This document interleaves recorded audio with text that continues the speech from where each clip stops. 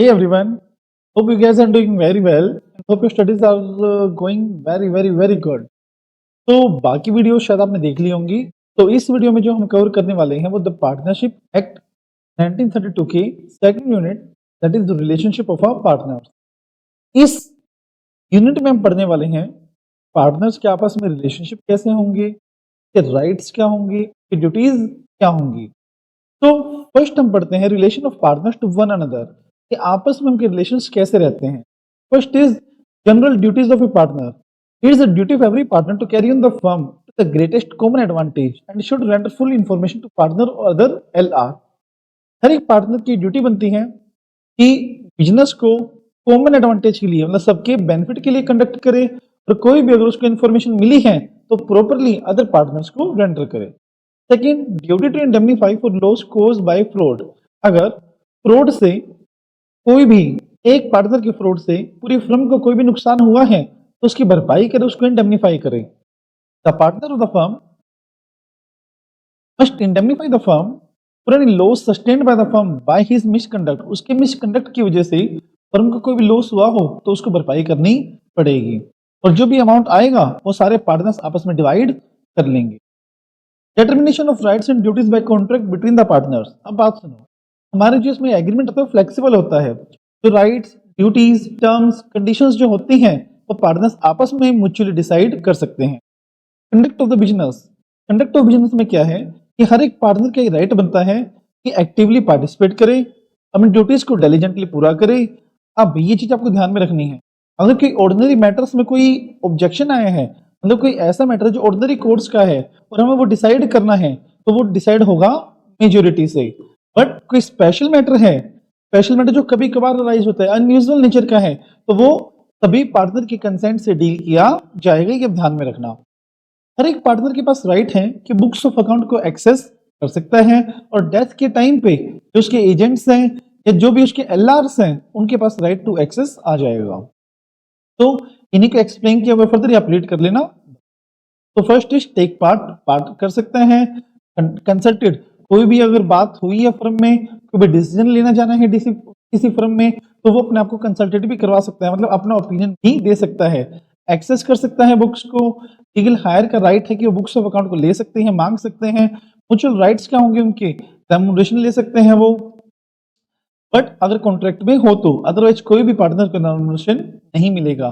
Share profit, अगर PSR है agreement में तो अकॉर्डिंग टू पीएसआर, पीएसआर नहीं है तो equally. Interest on capital, interest on capital कितना मिलेगा, नहीं दिया जाएगा बट दिया जाएगा only by N express agreement, या कोई ओब्लिगेशन है या ट्रेड और कस्टम है।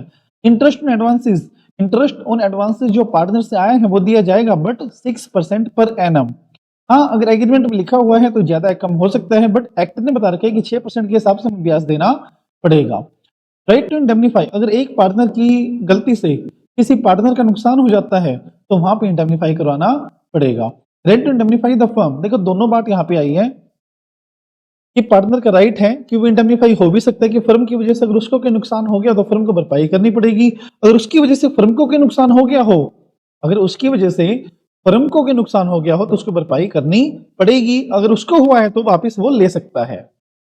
पार्टनरशिप प्रॉपर्टी, पार्टनरशिप प्रॉपर्टी क्या होता है, पार्टनरशिप क्या, अपनी एसेट्स, अपना जॉइंट स्टॉक, अपना जॉइंट इस्टेट, ये होता है हमारा पार्टनरशिप प्रॉपर्टी।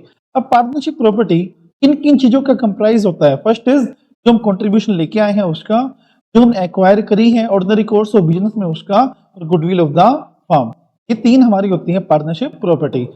अब एक पॉइंट इसमें बहुत इंपॉर्टेंट आया है कि सिर्फ पार्टनर अपनी पर्सनल प्रॉपर्टी पार्टनरशिप के लिए यूज कर रहा है। लेट्स से एक्स की कोई पर्सनल प्रॉपर्टी थी, अब इस पर्सनल प्रॉपर्टी को वो फर्म के नाम पे यूज कर रहा है, फर्म के ऑपरेशंस के लिए वो यूज कर रहा है, तो यहाँ पे उसकी सिर्फ यूज करने से ये पर्सनल प्रॉपर्टी फर्म की स्टेट नहीं मानी जाएगी। ये चीज ध्यान में रखना। What is goodwill, this is most important, past year में आ चुका है तो ध्यान रखना है चीज को। गुडविल क्या होता है, property of the firm first, और क्या होता है, it is the reputation of the firm in respect to the profit expected in the future over and above the normal level of profit. मतलब ऐसा कोई कि जिसकी वजह से हमें नॉर्मल प्रॉफिट मिले, ज्यादा प्रॉफिट मिले, उसको बोलते हैं goodwill.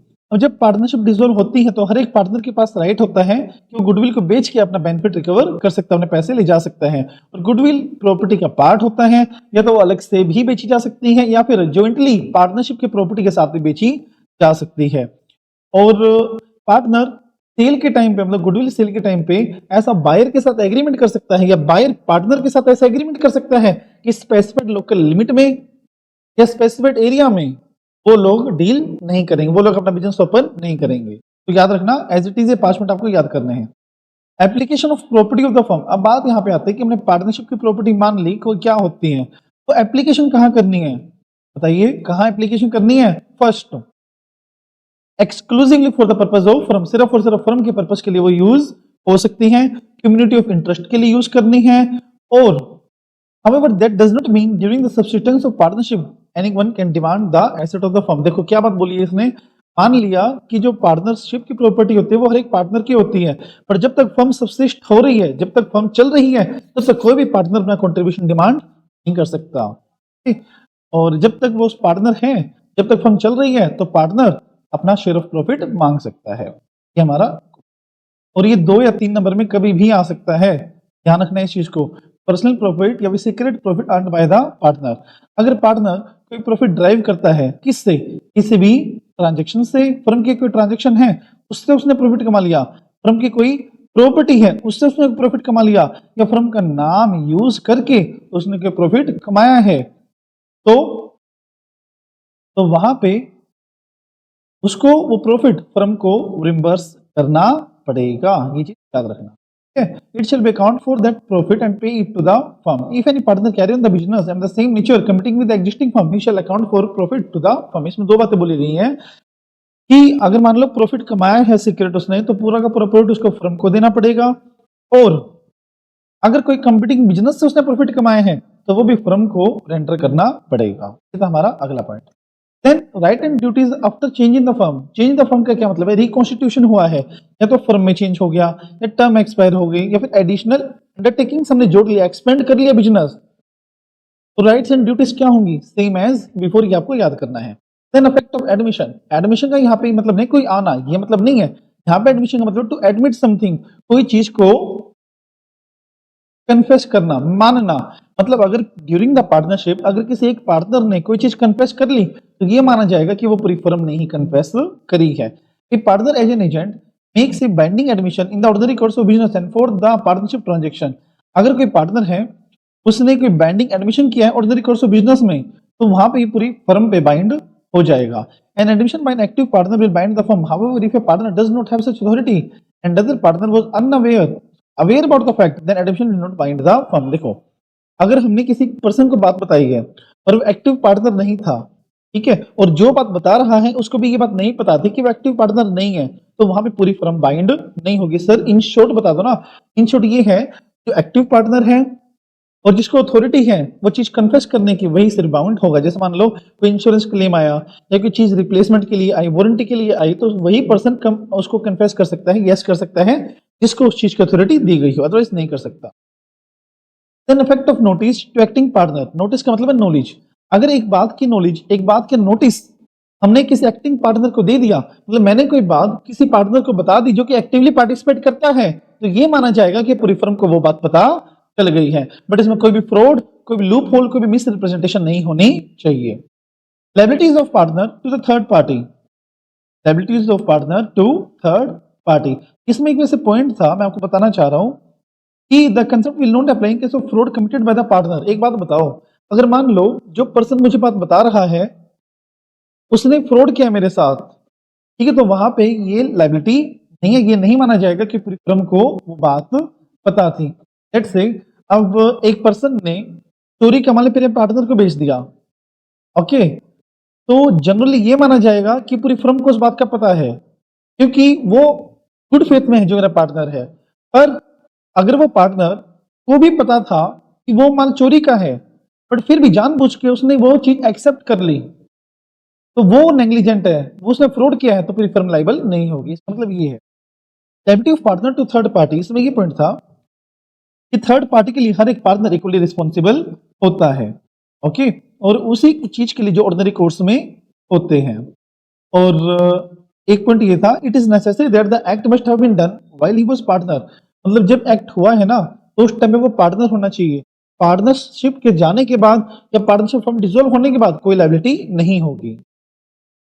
रोंगफुल act, by chance partner ने रोंगफुल एक्ट कर दिया जिससे फर्म का नुकसान हो गया, बट वो काम उसने अथॉरिटी में रह के किया है, ऑर्डिनरी कोर्स में किया है, मतलब थोड़ा सा गलती हो गई इसलिए हो गया, तो उसकी कोई पनिशमेंट नहीं होती, पूरी फर्म लाइबल होगी, सिर्फ वो लाइबल नहीं होगा, मतलब सिर्फ वो नहीं, पूरी फर्म इस एक्ट की लाइबल होगी क्योंकि उसने वो काम ऑर्डिनरी कोर्स में किया है और विद इन द अथॉरिटी रह के किया है। ये चीज आप ध्यान में, liability of A firm for miss application by the partner, तो एमटीपी में भी आया हुआ है कि अगर किसी भी पार्टनर ने कोई मिस अप्लाई कर दी हो, मतलब किसी भी पार्टनर ने पार्टनरशिप की प्रॉपर्टी मिस अप्लाई करी हो, क्या करी हो, मिस अप्लाई, तो वहां पे पूरी फर्म रिस्पॉन्सिबल मानी जाएगी, चाहे फर्म की कस्टडी में हो वो चीज या फर्म की कस्टडी में वो चीज ना हो। लेट्स से अब जेड पार्टनर था, वो किसी थर्ड पार्टी से कोई रुपए लेके आया और वो लेके भाग गया रास्ते में ही, तो क्या ये थर्ड पार्टी फर्म से दोबारा मांग सकती है पैसे? यस, क्योंकि इसके कारनामों के लिए पूरी फर्म लाइबल होगी। ठीक है, अब एक केस और ले लेते हैं। अब जेड ने पहले वो पैसा फर्म को दिया और फिर फर्म की तिजोरी से वो लेके भाग गया पैसे, अब पूरी फर्म लाइबल होगी इसको देने के लिए? यस, फिर भी होगी। ठीक, उसके बाद हमारा आता है rights of A transferee of A partners interest. जैसे हमारे जो एसेट्स होती हैं वो इजीली ट्रांसफरेबल होती हैं, वैसे किसी पार्टनर का इंटरेस्ट, किसी पार्टनर का इंटरेस्ट भी फ्रीली ट्रांसफरेबल होता है कि one person to another person, वो किसी को भी ट्रांसफर हो सकता है। Okay, a share in a partnership is transferable like any other property but as in partnership relationship it is based on mutual confidence। मतलब क्या बोला है कि ट्रांसफर अगर करना है ना तो सभी पार्टनर की कंसेंट से करना पड़ेगा। क्यों? क्योंकि पार्टनर को हमने हायर किया है, एडमिट किया है, क्योंकि हमें उस पर कॉन्फिडेंस था, बट अगर वो अपनी चीज किसी और को दे रहा है तो शायद हमारा उतना लेवल ऑफ कॉन्फिडेंस सामने वाले पर्सन के ऊपर ना भी हो। तो right of such transferee, transferee के क्या राइट्स होंगे, जिसको हमने ट्रांसफर किया है उसके राइट्स क्या होंगे? फर्स्ट, उसको ये राइट्स नहीं मिलेंगे, ये राइट्स उसको नहीं मिलेंगे। फर्स्ट, इंटरफेयर करने का राइट, अकाउंट्स देखने का राइट, इंस्पेक्ट करने का राइट, उसका सिर्फ ये राइट है कि वो प्रॉफिट ले और वहां से चलता बने। पर डिजोल्यूशन के टाइम पे जब फर्म बंद हो रही है उस टाइम पे क्या राइट्स आ जाएंगे? उस टाइम पे राइट आ जाएंगे कि एसेट का शेयर, प्रॉफिट का शेयर भी ले सकता है। और वो शेयर निकाला कैसे है, वो शेयर निकाला कैसे है उसके लिए वो अकाउंट्स भी डिमांड कर सकता है। फिर legal consequences of partner coming it and going out, बहुत अच्छा पॉइंट है ये और क्वेश्चन बन सकता है इसमें, ध्यान रखना। Introduction of a partner, no new partner can be admit without the consent of all the partner. कोई भी पार्टनर अगर हमें एडमिट करना है तो सबके कंसेंट से करना पड़ेगा। और पार्टनरशिप में नए पार्टनर की लायबिलिटी कहां से कमेंस होती है? When he was admitted as a partner, okay, unless he agree to be liable for the obligation prior to the date. Generally जब वो आया है उसके बाद की लायबिलिटी के वो लायबल रहता है, बट वो अगर कह रहा है कि पिछली भी मैं पे करूंगा, पिछली वाले में भी मेरा हिस्सा होगा, तो पार्टनर्स को क्या दिक्कत है? ठीक है भाई, पे कर दे। Got it? Then retirement of a partner, retirement का मतलब ये है कि एक पार्टनर रिटायर हो सकता है सबके कंसेंट से, ओके, और जब वो रिटायर हो गई, पूरा पॉइंट मैं आपको मिक्सअप करके बता रहा हूं, जो पार्टनर चला गया, रिटायर हो गया, वो लायबिलिटीज के लिए भी डिस्चार्ज हो जाएगा जो उसके रिटायरमेंट के बाद हुई है। बट एक बात बताओ, ये रिटायरमेंट से पहले वाली लायबिलिटी के लिए लायबल रहेगा? Definitely yes. पर बाय एन एग्रीमेंट तो पहली वाली के लिए भी एब्जॉल्व हो सकता है, बताओ? Definitely yes. जैसे पुराने वाला लायबल हो, मतलब नए वाला पुराने वाले के लिए लायबल हो सकता है, वैसे ही पुराने वाला जब जाएगा तो पुराने वाले के लिए एब्जॉल्व हो सकता है। एक्सपल्शन, बाहर निकालना पार्टनर को, तो का कोई पार्टनर मेजोरिटी से किसी पार्टनर को फर्म के बाहर निकाल सकते हैं? डेफिनेटली यस, बट कंडीशन क्या पूरी होनी चाहिए? कॉन्ट्रैक्ट में वो बात लिखी हुई होनी चाहिए, मेजोरिटी होनी चाहिए, गुड फेथ में होनी चाहिए, और नोटिस होना चाहिए प्रायर, और अपॉर्चुनिटी ऑफ बीइंग हर्ड भी होनी चाहिए। जब ये 5 कंडीशन पूरी हो जाएंगे तभी वो लायबल माना जाएगा, अदरवाइज लायबल नहीं होगा। Insolvency of a partner,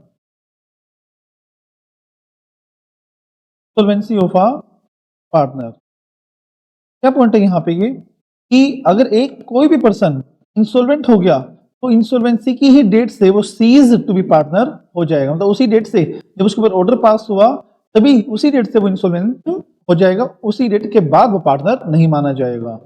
okay, but insolvency से फर्म डिसॉल्व नहीं होती। अगर पुराने पार्टनर चाह रहे हैं फर्म को कंटिन्यू करना, दे में continue the firm. Ability of state of disease partner, ये ओवरऑल बता रहा हूं मैं आपको। डिसीज पार्टनर की जो स्टेट एलआर के पास गई है, क्या वो पुराने डेट्स के लिए, ओल्ड डेट्स के लिए लायबल होगी या नहीं होगी? यस, मतलब एलआर के पास जो प्रॉपर्टी आई है वो पुराने डेट के लिए लायबल होगी, but up to the amount of inherited by them, तो जितनी उनको संपत्ति मिली है फादर से उतने के लिए वो रिस्पॉन्सिबल रहेंगे, उसके आगे के लिए वो रिस्पॉन्सिबल नहीं रहेंगे। इस चीज का ध्यान रखना। Right of outgoing partner to carry on the company business, definitely कोई भी partner company business carry on कर सकता है, बट फर्म का नाम यूज नहीं कर सकता, फर्म का रिप्रेजेंटेटिव अपने आप को शो नहीं कर सकता, और कस्टमर भी सोलिसिट नहीं कर सकता। ये चीज आप ध्यान में रखना। Okay, the right of outgoing partner in certain cases to share subsequent profit, ये बहुत अच्छा पॉइंट है और आ भी सकता है। अब जनरली क्या होता है, जिस दिन वो सीज हो गया उसके बाद शेयरिंग नहीं होती है, सिर्फ यहाँ वाली डेट तक होती है, और यहाँ पे जाने के बाद उसको पैसा दिया जाएगा जाते हुए जो उसका बनता है। बट अगर उसको पैसा नहीं दिया गया तो सेसेशन के बाद जो भी प्रॉफिट होगा उसमें भी वो क्लेम कर सकता है। या तो 6% पर एनम के हिसाब से ब्याज ले सकता है, या इस पीरियड में जो प्रॉफिट हुआ है वो क्लेम कर सकता है, which is more beneficial to him, जो मोर बेनिफिशियल होगा वो क्लेम कर सकता है। समझे, ये पूरा पॉइंट दिया गया है इसमें। Revocation of continuing authority by change in firm, अगर मान लो फर्म ने कोई कंटिन्यूइंग अथॉरिटी कंटिन्यूइंग गारंटी दी थी कि सीरीज ऑफ ट्रांजैक्शन के लिए हमारी फर्म लायबल होगी, और बीच में हो गया फर्म का रिकॉन्स्टिट्यूशन, फर्म का नेचर ही चेंज हो गया, ओके, तो वहां पे हमारी जो कंटिन्यूइंग अथॉरिटी रिवोक हो जाएगी और हमें नया कॉन्ट्रैक्ट बनाना पड़ेगा। Relation of partner to third party के साथ कैसा रिलेशन होगा? हर एक partner principal as well as agent भी माना जाएगा। इम्प्लाइड अथॉरिटी क्या होता है? इम्प्लाइड अथॉरिटी हमारा होता है, अच्छा वेट, मैं आपको एक चीज बताना चाहूंगा।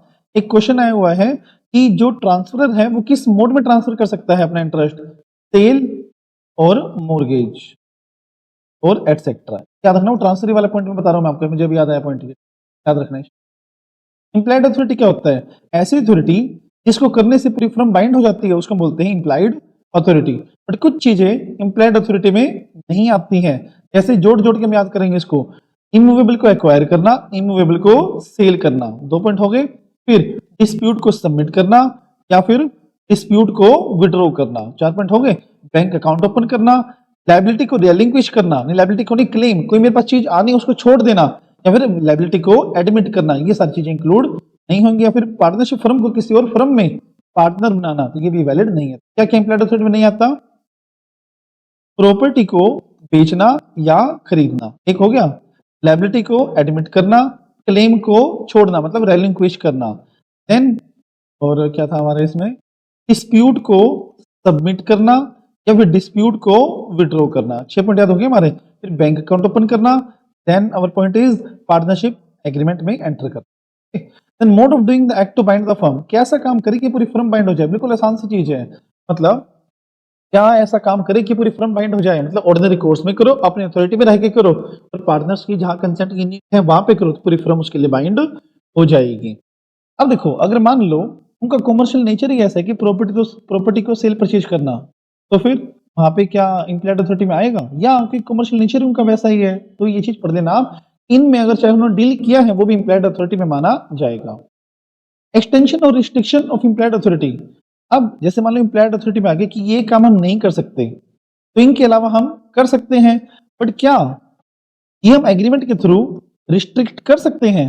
ये काम भी वो नहीं कर सकते, या फिर जो अलाउड नहीं है वो एग्रीमेंट के थ्रू हम अलाउड करवा सकते हैं? Definitely yes. मतलब जो इम्प्लाइड अथॉरिटी उसको हम एक्सटेंड भी कर सकते हैं ताकि सबको अथॉरिटी मिल जाए, रिस्ट्रिक्ट भी कर सकते हैं कि इनके अलावा बाकी और भी बहुत सारे काम है जो एक पार्टनर नहीं कर सकता, ऐसा एग्रीमेंट में हम डाल सकते हैं।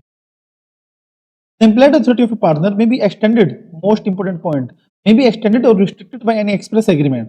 Restriction shall also be applicable to third party and third party will be itself responsible for such a restriction. आप एक बात बताओ, मेरे को ना रिस्ट्रिक्शन थी कि मैं सेल नहीं कर सकता, बट फिर भी मैंने सेल कर दी, और थर्ड पार्टी को ये बात पता थी कि प्रिंस को सेल करने की अथॉरिटी नहीं है, और फिर भी जानबूझ कर उसने मेरे साथ डील किया। कौन liable? Firm liable, third party liable? Yes, third party will be liable because he was the negligent party। But अगर थर्ड पार्टी को नहीं पता था, उसको नहीं पता था कि मुझे अथॉरिटी नहीं है, he was in a good faith, तो वहां पे पूरी फर्म रिस्पॉन्सिबल हो जाएगी। तो थर्ड पार्टी इटसेल्फ रिस्पॉन्सिबल कब होगी? जब उसको रिस्ट्रिक्शन की नॉलेज हो और थर्ड पार्टी को ये ना पता हो कि वो जिसके साथ डील कर रही है वो किसी पार्टनरशिप में पार्टनर भी है, तो वो उसको इंडिपेंडेंट पर्सन मान रही है, तो वहां पे प्रीफरम लाइबल नहीं। फिर इमरजेंसी में कोई भी एक्ट अगर पार्टनर करता है तो उसके लिए प्रीफरम लाइबल होती है। Minor admitted to the benefit of a partnership, yes, with the consent of all the partners. Minor benefit के लिए एंटर कर सकता है। माइनर के राइट्स क्या होंगे? प्रॉफिट का शेयर लेना, एक्सेस करना, इंस्पेक्ट करना, कॉपीज लेना, शू कर सकता है, बट शू जब कर सकता है जब फर्म से वो सेपरेट होगा, अदरवाइज नहीं कर सकता। और मेजोरिटी होने के बाद 6 महीने के अंदर अंदर वो डिसाइड करेगा कि उसको पार्टनर बनना है या नहीं बनना है। लायबिलिटीज क्या रहेंगी उसकी? लायबिलिटी कितनी रहेंगी? Up to the amount of share of profit. Personal liability उसकी नहीं होती है। और माइनर इंसॉल्वेंट भी डिक्लेयर नहीं हो सकता, क्योंकि आपको पता है कि वो जब सोलवेंट ही नहीं होता तो इंसॉल्वेंट कैसे होगा। अब आफ्टर अटेनिंग द मेजॉरिटी उसकी लायबिलिटी क्या है? विद इन 6 मंथ और date of knowledge whichever is later, मतलब जब उसको नॉलेज हुई या जब वो मेजर हुआ। सुनो ध्यान से, मेजर हुआ और जब उसको नॉलेज हुई कि मैं फलानी फर्म में पार्टनर भी हूं, वहां से 6 महीने के अंदर अंदर उसको इलेक्ट करना पड़ेगा कि वो पार्टनर बना रहेगा या पार्टनर नहीं बनेगा।